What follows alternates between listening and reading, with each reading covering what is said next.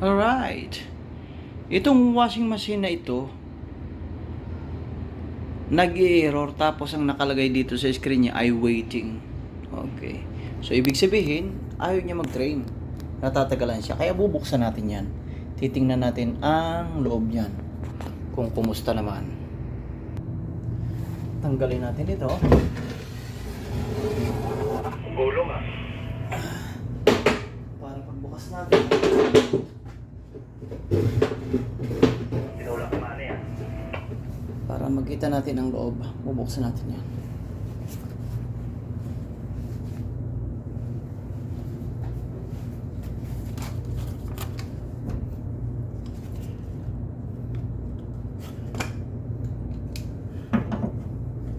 Ayun. Tapos ito, ba ako?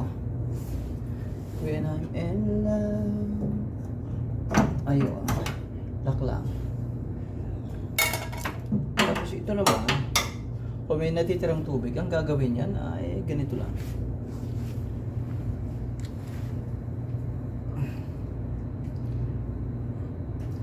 Ayun. Diba? I-drain lang ito. I-drain muna natin to bago natin tanggalin. Marami-rami oh. Kasi pag tinanggal natin ito, bubulwak dito ang tubig. Kaya dito muna tayo. Ang power nito naka-off. Kasi tinanggal ko na rin yung plug niya. Marami-rami oh.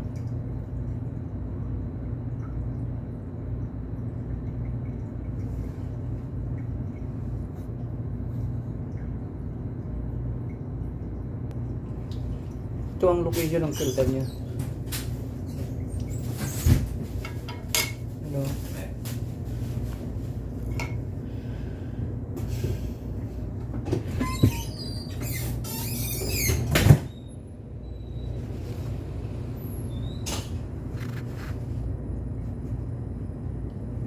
Ngayon, bubuksan natin to.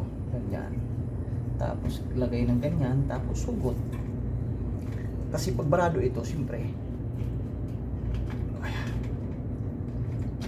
grabe oh, kapal oh. Boiler suit kasi ang inaano natin ito. Ayun, tatanggalin natin ito. Tatanggalin ito. Madali lang to tanggalin ito.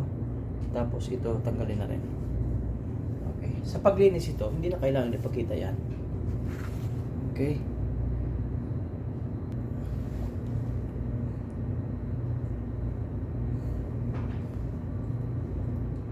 Grabe yung dumi. Sus, grabe, punong-puno. Yan. Kapag hindi ito na maintenance, hindi namin na namalayan, ang bilis. Mangyayari, ang drain natin, ang drain valve natin, yon? Laging energized. Sinusubukan niya i-drain ang tubig. Tingnan mo, punong-puno. Ngayon lang ako naka-encounter nito. Talagang napuno siya. Yan oh. Mangyayari, masusunog, siyempre. Nangyari na yan dito. Kaya lang hindi ito namalayan. Ganyan. Pag naglinis ako na ito, minsan kakunti lang. Dapat talaga may 2 weeks maintenance dito.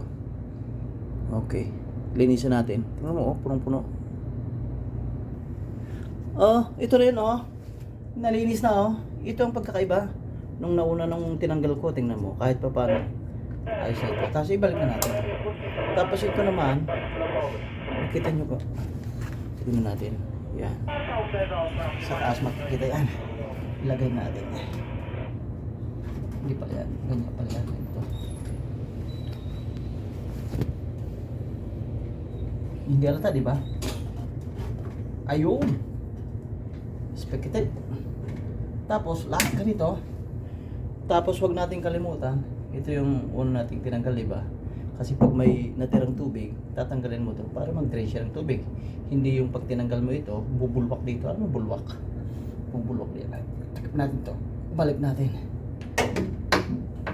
Ganyan kasimple yan. Tapos, tingnan natin kung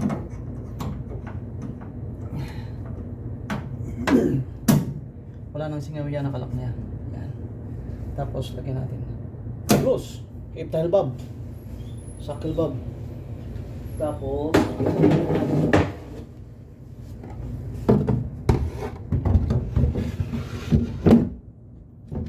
kasi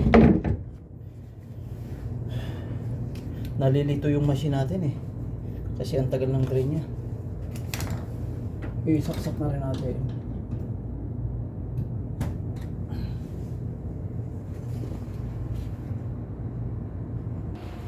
Nakasaksak na. Power on. Ayun. Ang drain umandar pa rin, oh.